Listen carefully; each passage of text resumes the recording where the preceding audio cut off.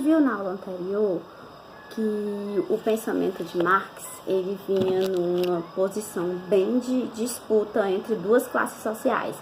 De um lado os dominantes, do outro os dominados. Quem são esses dominantes? São os patrões. Quem são esses dominados? Os empregados.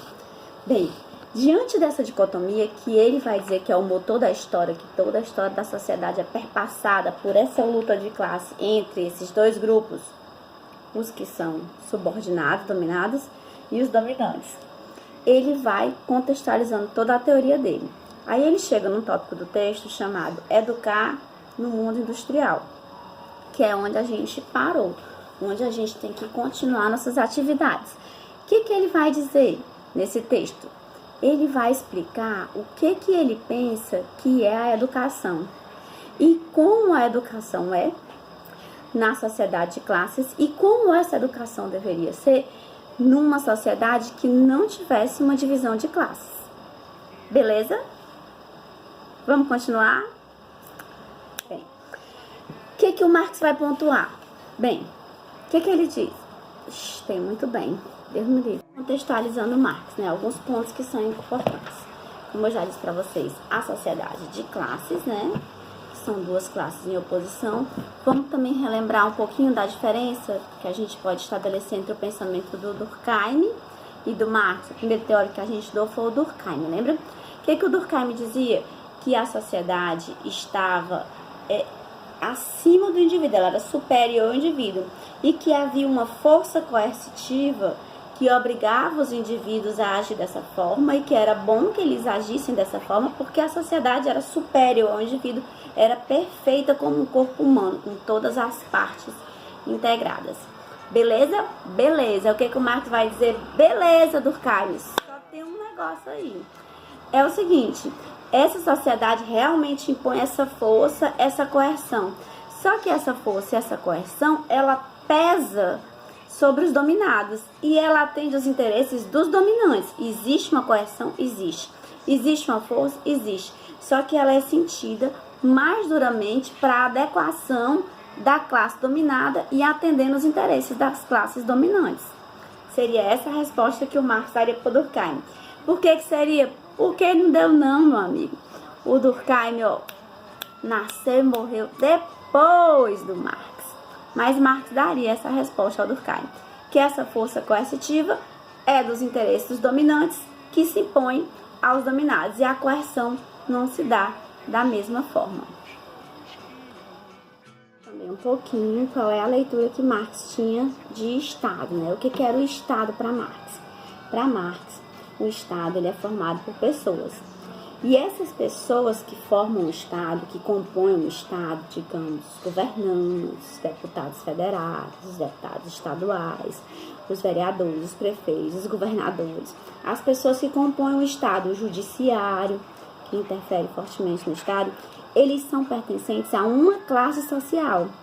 E Marx vai dizer que eles estão no Estado defendendo os interesses da classe social a qual eles pertencem.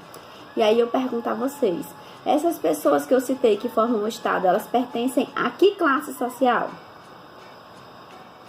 Responderam? Pronto. Então Marx vai dizer que eles estão lá defendendo os interesses desta classe a qual eles pertencem e os interesses defendem como Estado. Vamos falar agora da criança, né? Ah, professora, eu não quero falar disso não, professora. Professora, a senhora não sabe que eu faço letras, eu vou dar aula para o ensino médio, eu não vou dar aula para as crianças? Meu amor, se a criança não tiver passado pelo processo de alfabetização, educação infantil, como a gente tem hoje, ensino fundamental 1, ensino fundamental 2, ela não tem como chegar no ensino médio para você ser professor dela. E estudar a educação da criança e o processo de alfabetização, principalmente no contexto histórico, é fundamental para você entender onde é o seu lugar de fala hoje. Então, vamos ver aqui esse livro. Eu não sei se fica espelhado. O nome do livro é História Social da Criança e da Família. O autor é Philippe Ariès. Nesse livro, o Philippe Ariès vai contar o que era a criança no período medieval. Como é que era a criança nesse período? Gente, não existia sentimento de infância. Ai, que bebezinho lindo, que coisinha fofa. Não tinha essa questão. Ai, roupinha para criança, brinquedo para criança. Não existia isso. A criança se vestia como adulto, só que com roupas menores. Era um pequeno adulto. Assim que a criança dava conta do desembaraço dela, das perninhas e dos bracinhos, em torno de 7 anos, ela começava a trabalhar. Quando ela já era capaz de obedecer um mandado e dava conta do controle do corpo, ela iniciava a vida de trabalho. Os pais tinham muito filhos. Gente, não tinha televisão, internet, Netflix, camisinha e nem anticoncepcional.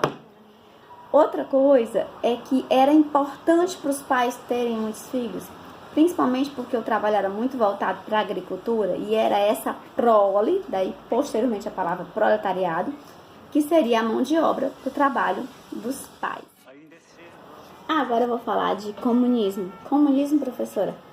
Para a gente poder entender o que o Marx queria, né? E como é que a educação ia atuar nisso, a gente tem que entender a ideologia dele.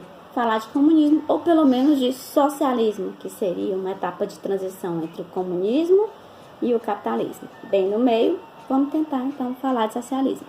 Nosso autor vai dizer na página 48, olha que bonitinho que ele escreve, ó, quase assim do meiozinho para o fim. Ele vai dizer: na nova sociedade comunista, sem dúvida, essa seria a mais bela utopia do século XIX, o homem se encontraria consigo mesmo. Seria um ser autônomo capaz de tomar suas decisões, capaz de compreender as relações sociais e atuar nelas, autocentrado e autoconsciente, trabalhador manual e intelectual ao mesmo tempo. Bem, isso é fundamental para entender como é que o Marx vai pensar a educação. Para ele, o trabalho na educação, o homem tinha que ser um trabalhador manual. Eu ia fazer o processo de repetição no chão da fábrica, mas eu ia ter consciência intelectual de todo esse processo. Isso ia evitar a alienação. E isso ia me fazer um trabalhador que, mesmo que mantivesse um trabalho repetitivo no processo de produção, eu ia ter consciência sobre o processo de produção. Será? Eu fiquei aqui pensando que o comunismo não deu certo por causa disso, porque esse trabalhador autônomo, autocentrado e autoconsciente, será que existiu no mundo, hein? Nas experiências comunistas, vocês acreditam? Eu não vi.